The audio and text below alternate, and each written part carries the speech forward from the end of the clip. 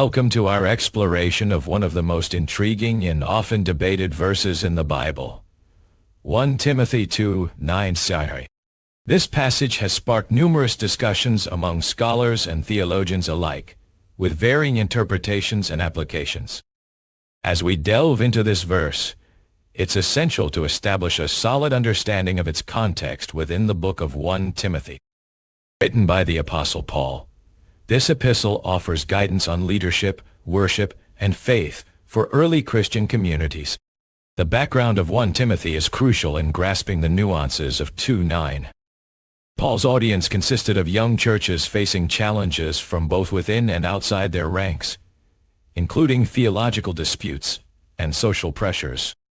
Within this framework, we'll examine 1 Timothy 2:9 in its original language, tracing the historical context that led to the composition of this verse. By doing so, we can gain a deeper appreciation for the intended meaning behind these sacred words. We'll also explore how various Christian traditions and denominations have interpreted 1 Timothy 2:9 over time, revealing the complexities and richness of biblical scholarship. Through a careful analysis of the original text and its historical context, we aim to shed new light on this often misunderstood verse.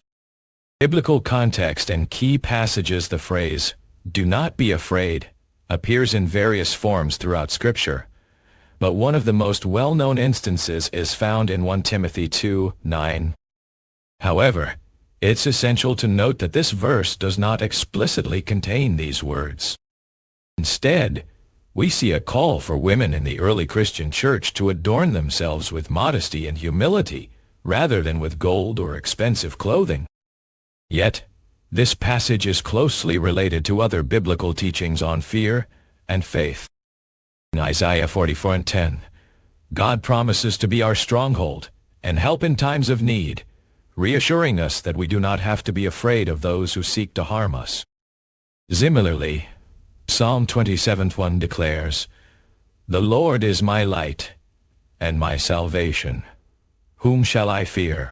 These passages highlight the importance of trust in God's presence and power. Another key passage is Luke 12:4-5, where Jesus instructs his disciples not to be afraid of those who can kill the body, but cannot harm the soul.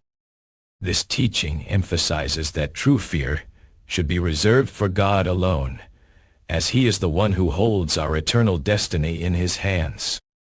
By examining these passages and others like them, we can gain a more comprehensive understanding of how the biblical authors viewed fear and faith.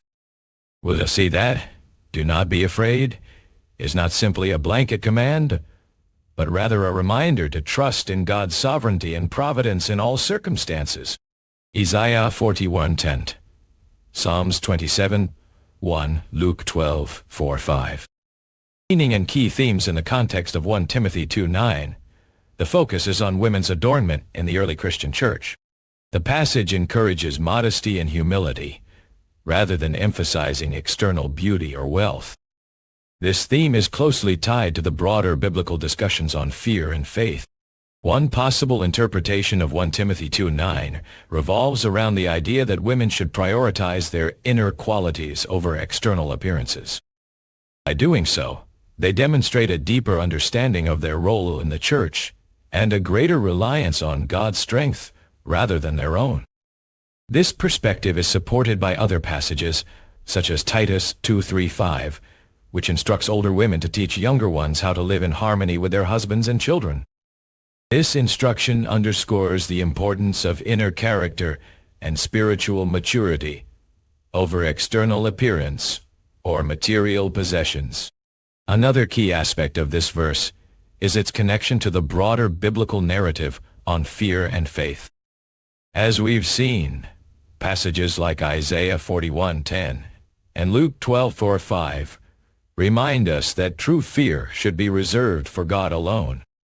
In this context, 1 Timothy 2:9 can be seen as an encouragement to trust in God's sovereignty and providence, rather than being controlled by external circumstances.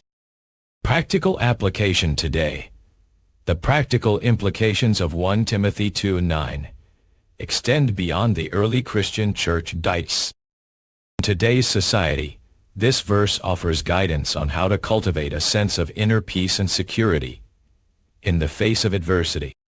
One way to apply this principle is by recognizing that our value and worth come from within. Rather than relying on external validation or material possessions, we can focus on developing our character, building strong relationships, and growing in our faith. This approach is reflected in passages like Colossians 3:2, which instructs us to set our minds on things above, that is, to fix our attention on spiritual realities rather than earthly concerns. By doing so, we can cultivate a sense of inner peace and security that is not dependent on external circumstances. Titus 2:3-5, Colossians 3. Conclusion. In conclusion, our exploration of 1 Timothy 2:9 has revealed a rich and nuanced verse that encourages women in the early Christian church to prioritize inner qualities over external appearances. By understanding the biblical context, key passages and practical applications, we can gain a deeper appreciation for this often misunderstood passage. As we strive to live out our faith in today's world, 1 Timothy 2:9 offers valuable guidance on how to cultivate a sense of inner peace and security. Rather than relying on external validation or material possessions, we can focus on developing our character, building strong relationships, and growing in our faith. May this study inspire you to trust in God's sovereignty and providence, even in the midst of adversity. May you find comfort in knowing that your value and worth come from within, and may you be encouraged to fix your attention on spiritual realities rather than earthly concerns.